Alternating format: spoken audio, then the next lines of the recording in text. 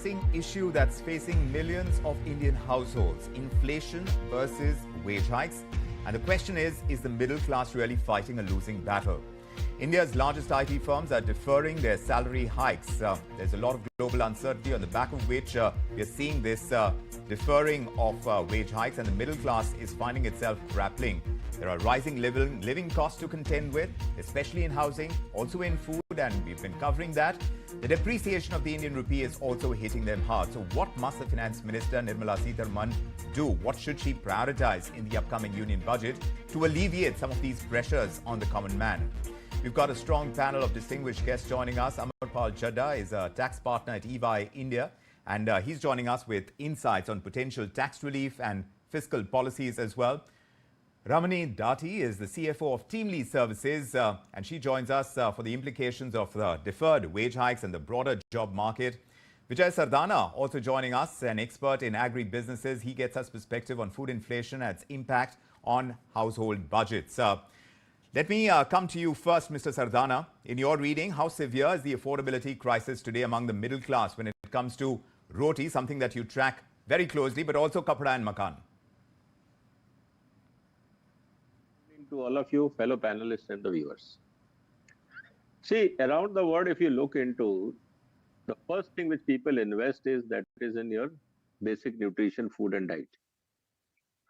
Minute you increase the food inflation, the money goes to food, and every other aspect people start cutting down. And that is why, if you look into around the world, the focus is always to contain and control the food inflation. And if any society which is not able to contain food inflation, economic crisis, or I will say that discretionary income will always go down. And that impacts non-essential services like white goods, tourism, whole lot of other things. So it is very, very important. And second, the immediate pressure comes up is on the wages. The labor will start demanding, we need better price. Farmers are talking about, we need better returns. Everybody will start talking about, and that has a cascading effect, because common man, which is unorganized industry, you go and talk to rickshawala, you go and talk to cab wala, they will start demanding more money for the same work, because they say food is very expensive, we have to charge more.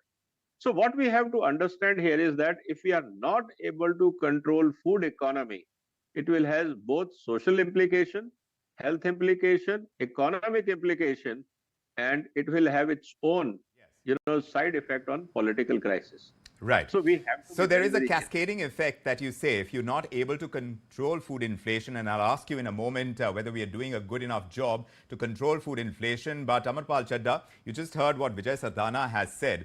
Controlling food inflation remains a critical area, and that, of course, depends on a whole host of factors, but it is going to have a bearing on discretionary spending as well, and wage hikes. Now, that's a problem area today. If you consider a young man, a young lady whose family spends about 15 lakhs on higher education, enters the job market, then starts earning, finds her or himself in the top tax bracket once good performance sets in at the place of work, is this person not getting burdened way too early with that high inflation and low wage rises today, especially after COVID? Do tell me what you think about this. So Vikram, great point, and I think Mrs. Sardana really summarized it well. From a tax perspective, Vikram, although our slabs start pretty early, only up to 3 lakhs, the slab is exempt. The first slab starts from 3 lakhs. So I think that's one way to look at it, that if the government really wants to give some level of benefit, that initial entry point could go up, let's say, from a 3 lakh to 5 lakh. We've all in the new concessional tax regime, which gives a much better tax treatment as compared to the old one, and very aligned to the youngsters today, because it takes you away from all exemptions and deductions from all historical things. Very simple tax system focusing just on the income earned and the kind of taxes that need to be paid. So my view is if the threshold goes a little bit higher, it would help the younger ones, specifically the audience you mentioned, who have an entry-level tax. So I think that's one good way to do it. There are other measures within the tax system that can be looked into from a housing and other perspective. The other one which the youngsters mostly spend on is the rent or the housing that they buy for themselves. So those are the areas where the government could actually give some relief. Can be a relief even as we are seeing wage rises stall in current times. I want to ask Ramani Dati about this. But before I come to you, Ramani, just listen in to what we got from Mohandas Pai. He's the former CFO of Infosys. He's emphasizing the need for fairness in business practices. He's urging the Prime Minister and Finance Minister to provide significant tax relief to middle-class taxpayers in the upcoming budget. Listen to what he said.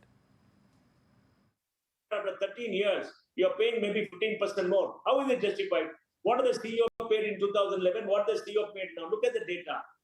I think fairness has to come in. We don't want our businesses to become mercenary organization, which many of them are becoming. And, I find nothing wrong in pursuing profit. They must pursue profit. But I think fairness has to be there in whatever they do.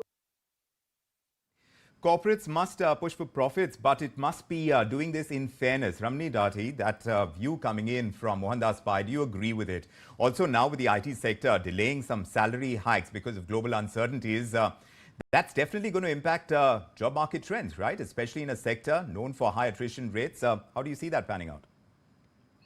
Absolutely, Vikram. So let me answer this question both for IT and non-IT. Sure. In non-IT, there has been a consistent wage inflation of 7 to 8% over the last few years, which is in line with the retail inflation. But outside of the retail inflation, we are seeing the largest inflation mainly in healthcare, education, housing.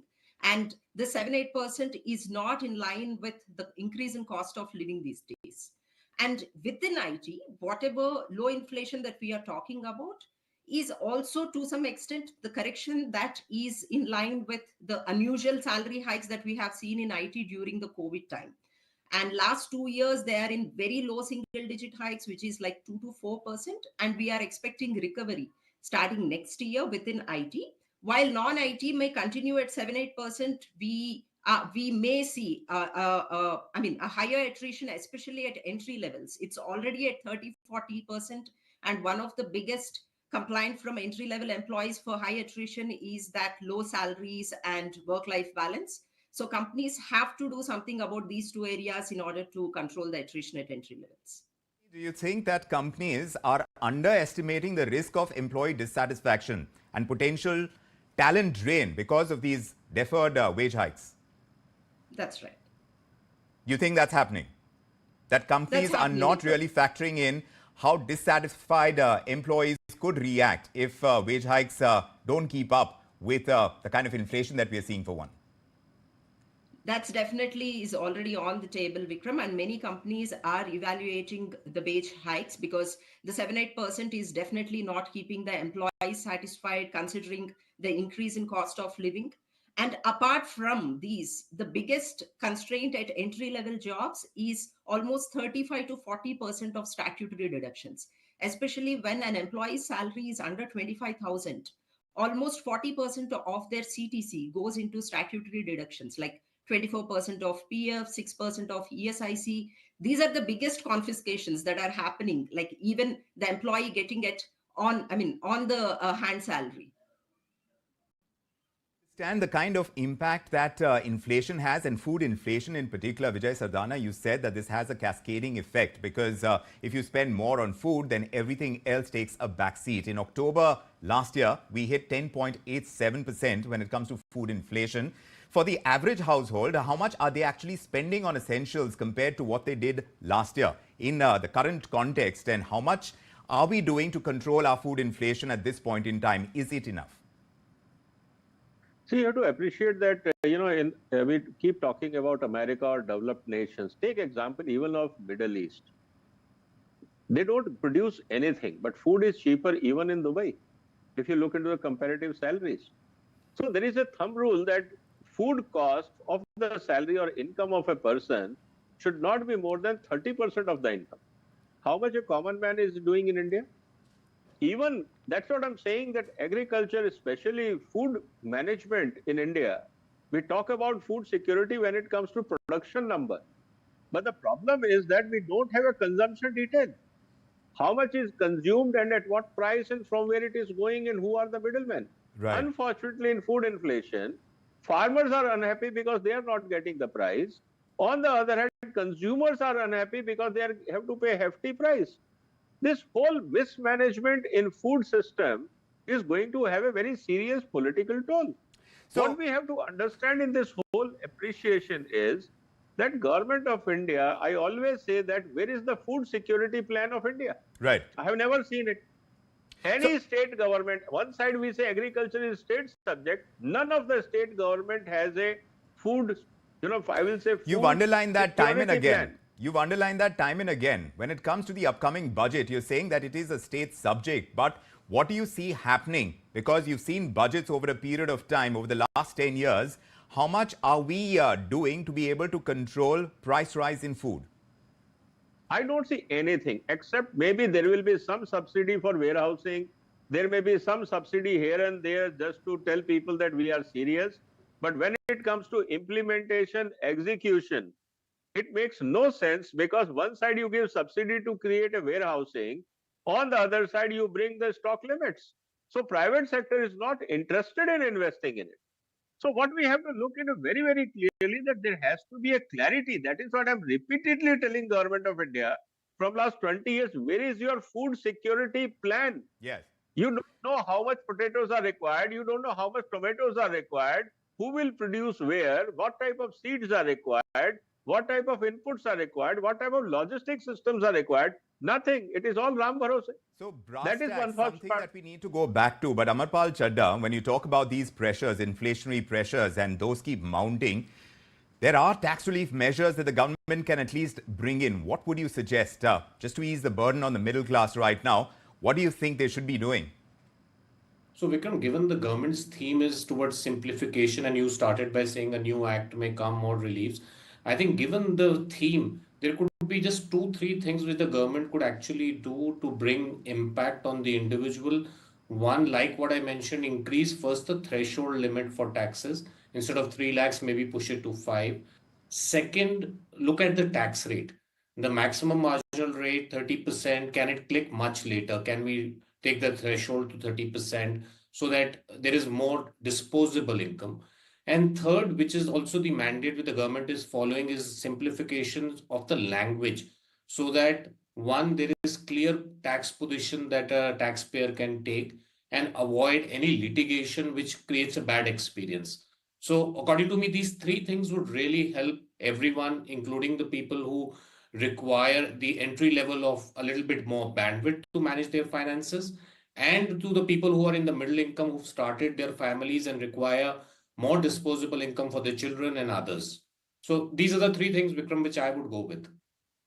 Also, there's been talk of raising the exemption limit for housing loans. How could that kind of move impact both home ownership, of course, and overall economic activity? See, definitely it helps. Anything on the home loans would get, but under the new tax regime, there are limitations on the kind of deductions you get. So you will have to balance, because most of the youngsters and the people are moving towards the new tax regime, which is also referred as the concessional tax regime. So if you balance that, you also know that there is only a set off of house property loss up to 2 lakhs. So if that limit is enhanced, some of this, anything would help on the housing side. We all know rentals has become the biggest cost and people are trying to buy more houses to balance both sides. So any change on housing would definitely help. The scenario as of now, Ramani, looking at the kind of inputs that we are getting as far as inflation is concerned, looking at the taxation scenario as well, for employees today, there is a tepid job market, to say the least. Do you believe that this deferring of salary hikes could lead to a more cautious spending behavior among consumers, among the people who are working in these companies? How may that affect broader economic recovery according to you? How much of that is in your research? Vikram, this definitely affects, and we being in the business of staffing, catering to almost 3,000 plus clients, we have seen that impact, especially in the last festive season. So typically for us, Q3 used to be one of the highest contributor in terms of new headcount addition, more number of employee hirings happening during the Dasara Diwali festive season. So whereas this time we didn't see any kind of spike in Q3 around the festive season, it has been kind of at the same level as it is in Q1 and Q2. So this has definitely impacted the consumer spending, and it also has impacted the number of new jobs that are getting created. Discretionary spending already weak, and we've talked about how food inflation puts everything else on the back seat, including discretionary spending. Do tell us, Ramani, how can employers balance cost cutting? Trying to maintain a motivated workforce is one part of it, and it's an important piece as well. But that is something that companies will have to work on. Yes, Vikram, but again, we cannot expect everything just from the companies to contribute on employee saving. From government side, it is welcoming that in the last year interim budget, they have announced certain subsidies, especially for employees who are first time empaneling with EPFO. So which is good, but we have to see the notification, the final guidelines and notification on how it is going to get implemented. So those kind of measures can definitely help employees to have a slightly higher take-home salary for them. In addition to that, there are two specific recommendations that we would like to put forth. So one is for the first 2 years of a formal employment, give a choice to the employee whether they want to contribute to the provident fund or not. Because especially at entry level, someone who is 21, 22-year-old, they don't think much about the retirement benefits that they would get after 50 years or 60 years. So for them, take home is more important. So first 2 years, we would propose PF to be not to be mandatory, but to be at the option of the employee.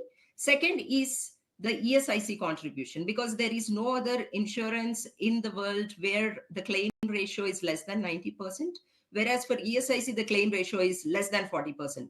So employees are mandated to contribute to ESIC, but they are not going to the government hospitals. They are ending up spending more money in private hospitals. So even for insurance to make it a choice for an employee whether they want to contribute to ESIC or to a private insurance. So these two initiatives can definitely leave more salary in the hands of an employee. That one would imagine should be the government's push. As we see consumption coming down, Mr. Sardana, we're talking a lot about how urban households are getting pressured right now. What about rural households? They spend a significant portion of their income on non-food items. So how has inflation in these areas compared with urban settings? What targeted measures could really help our aspirational rural communities, you think? See, you have to appreciate two things there. In one way, it appears that rural community will be better off because food production is local. They don't have to pay the prices like 50 rupees a kg in rural area. But there are a whole lot of other things which they import from city or production centers, whether it is textile, whether it is shoes, whether it is petrol, whether it's a two-wheeler, whole lot of other things other than what they produce locally in the village. And what they produce locally in the village is a basic nutrition. But if you look into other side of it, when it comes to animal husbandry, where they have to buy the inputs for their own farming activity, for example, cattle feed. For poultry farmer, it is poultry feed. They have to buy a lot of medicines. Everything goes up. Today, if you calculate the cost of production of milk and at what price we are getting, actually dairy is becoming a loss-making business. Poultry farmers are actually virtually break-even. If suddenly there is a spurt in the retail price, they make some money. Otherwise, they all are making losses. Look at all other crops. For example, where you are importing, look at oil seeds. MSP is 50 rupees, market price is 35. We are importing 70% of edible oil in this country for consumers' consumption. Farmers are not getting the right price. What is happening? Take a classic example of sunflower. The sunflower crop as a crop is vanishing out of India because it makes no sense for farmer to grow the crop and there is no market for it now because imported oils are much cheaper than the raw material which we are producing. Let me give you a live example. Raw material of sunflower seed is 82 rupees a kg, right, whereas international price is 90 to 95 rupees a kg for oil. Right. It makes no sense for any trader or a processor to buy from farmer and do the value addition. So we are in a very, very peculiar situation. We are not understanding 70% of oil we are importing. We are importing 3-4 million tons of pulses to keep the prices low. Our wheat, rice, sugar, corn, everything, export bans are there. We think that we are agriculture supermarket or super economy. I think we have to go back to the drawing board and come out of all these political narratives that we are self-sufficient in food. But year on year, we talk about how the rural economy is going to fare based on the monsoons. Perhaps we need to come out of that as well. We were talking to the CEO of Hero Motorcorp, and he's telling us that there is a pickup in rural demand right now. Just listening to what he said. If you look at 125cc, absolutely. We had lost market shares over the last 5-7 years in 125cc. We've come back very strongly through Extreme 125. From the moment of its launch, from market shares of 14%, we are now at 21%. So we've gained 700 basis point shares on the back of Extreme 125cc, which we launched. Fantastic product, received very well. In fact, in that segment, Super Splendor and Glamour have also started doing well. So I think that's the story of 125cc. As far as rural challenge is concerned, the rural challenge was more around post-COVID, where the confidence in consumption had gone down, the health cost had gone up, there were unemployment problems. I think we can see that rural is starting to come back because the benefit of the government's schemes and the capex investments are probably starting to come around. There have been good monsoon, the crop cycle have been good. We can see rural coming back. As it comes back even stronger in the next few quarters. The expectation is that it will get better and that demand is coming back. Mr. Sardana, you heard the word coming in over there. But talking about government schemes, if they increase the daily minimum wage under Manrega from 267 rupees to 375 rupees, like CII is suggesting, do you see a significant impact? See, overall cost of labor in India will go up. Companies are already struggling from the margins. Now what will happen? The basic labor will go up. Think of where the labor goes. One side you increase the Manrega labor, the worker who is working in Delhi in a construction site will go back to home. Then if to retain them in India, in cities, you have to increase their wages. When you increase their wages, what will happen within the city? Your cost of, again, construction will go up. You will have a shortage of labor. People, those who are still struggling MSME, they don't get labor because what is happening? One side you are getting 375 Manrega, then you are getting a free ration, then you are getting a whole lot of other incentives. Where is the labor force available for MSME or to the other sectors? So there is already shortage of labor. You further create acute shortage. Is this good for economy? So I think we cannot look into in isolation in piecemeal. There is a crisis which is building up, but unfortunately the whole discussion in the country is around politics. We are not taking economic crisis seriously. Mr. Chadda, I want to ask you, because every time we start talking about the budget, there is this thing that comes up about tax on the super rich to guarantee social security. Is it still a feasible solution? Could it have unintended consequences on investments and economic growth? So Vikram, yes, that's always a debatable point, but you know, our maximum marginal rate is already quite high as compared to the benefits that are given. So even under the new tax regime, which is the concessional tax regime, the rate is 39%, which in the old regime would go up to 42% plus. So anyway, the people who earn higher income, and in our case, it's only 20 lakhs and above. So hence the ask to push the threshold higher, but the maximum margin rate is already quite high. And we are also trying to get a lot of promoters and investors to invest into the country and keep their operations here. So I think you have to balance both. Already tax rate is high. If you further go higher, you would see then people trying to plan the jurisdictions. So hence the balance is very important. And I think government is trying to do that. How quickly they are able to pursue that cause remains to be seen. But Vijay Sardana, as we wind down this discussion, according to you, what's the most prudent way to control inflation today, according to you?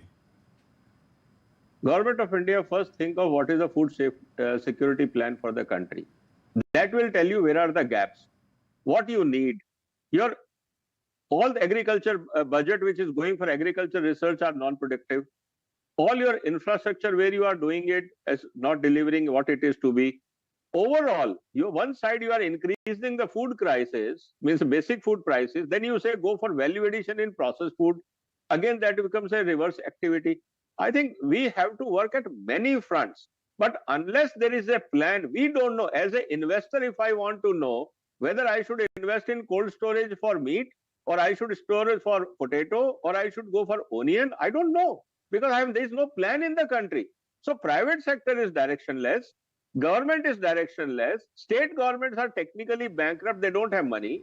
You make a plan in center and tell the states to implement, they come back by the open mouth, they say, where is the money? You give us the money, we will implement. Central government is also under severe debt. Last year, the interest payment was 10.61 lakh, equal amount government of India borrowed from the market just to pay interest. This year, it will be surprising to see what is the interest we are paying for. So what I'm trying to say is that I think political class of India should understand it is high time go back to the drawing board. Yes.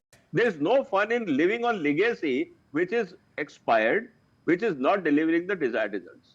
Amarpal Chadda, will direct tax relief or indirect measures give disposable income a boost?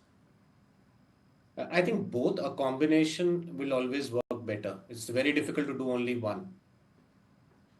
So if it is a combination, and we'll see exactly what they are able to deliver, Ramani Dati, in the meantime, what's the one thing that you see companies, especially IT firms, do about the issue of salary hikes right now? What do you think they should be doing in light of what we are pegging our expectations on as far as the union budget goes? Companies should do a fair assessment of what would be the cost of attrition and the productivity loss on employees. So if a 7-8% average salary inflation is not keeping employees happy and it's leading to higher attrition, again leading to lower productivity, they have to really assess. Because if this can have direct impact on productivity, that again having a direct impact on the company's revenues and profits. So that goes into like a loop. So this is again high time for companies to revisit their inflation levels in the salaries for the upcoming financial year.